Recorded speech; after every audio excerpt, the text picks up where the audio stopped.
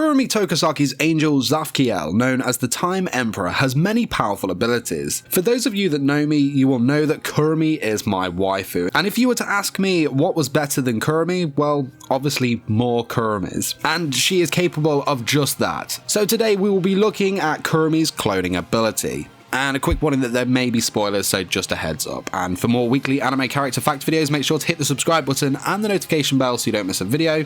Anyway, with that being said, let's roll intro and get straight into the video.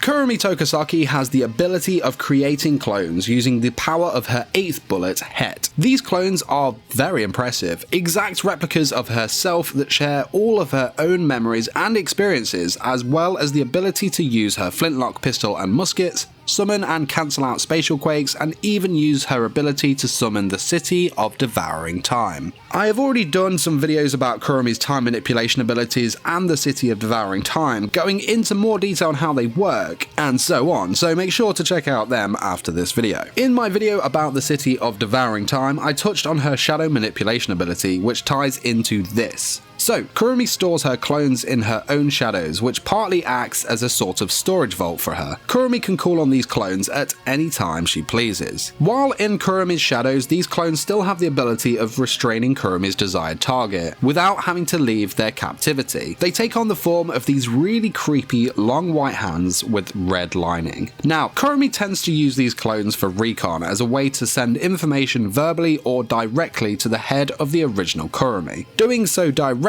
will also require the ability of her 10th bullet, Yud, and can be risky as it not only uses more of Kurumi's time, but can run the risk of overloading the original Kurumi with too much information at once. I mentioned earlier the impressive amount of abilities that the clones can use from the original Kurumi, but how strong are they? Well, they are obviously weaker than the original Kurumi, and the actual physical capability of these clones are all dependent on the amount of time Kurumi spent on the 8th bullet making that particular clone. So it really is a case of the more time Kurumi chooses to expend, the longer the clone is manifested, and of course the stronger it is. It is worth mentioning that these clones do not have the ability to use the time manipulation abilities of Zafkiel. That ability is the original Kurumi's alone. Kurumi doesn't really have an attachment or a relationship with these clones. There was one clone she had a connection to, but I'll talk about that in a later video.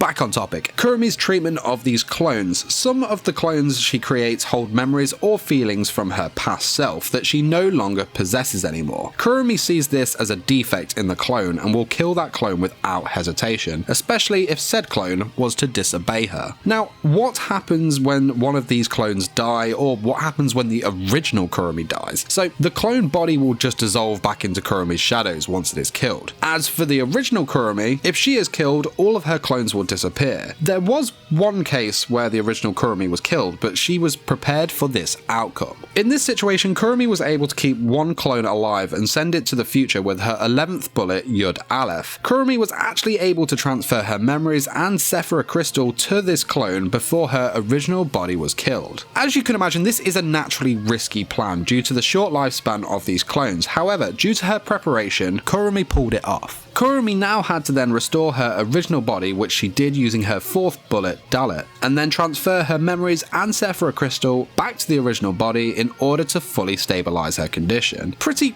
crazy stuff if you ask me, and if you want to read up more about that, this comes from volume 18 and 19 of the Date Alive novel. But thanks for watching. This is my video, Zafkiel Explained Clones, from the series Date Alive. I hope you enjoyed this video, and if you'd like to see more videos like this from the series, let me know in the comments. And a quick shout out to Warwick for supporting me on Patreon, as well as the beautiful bunch displayed on the screen, and of course the rest of you supporting me on the other tiers. You guys are amazing. Thank you so much for supporting me. If you're interested in what rewards I have to offer, the link is below. Don't forget to smash the like button if you enjoyed this video, check out those links in the video description, and subscribe for more anime content. Till next time, my fellow weebs, Peace!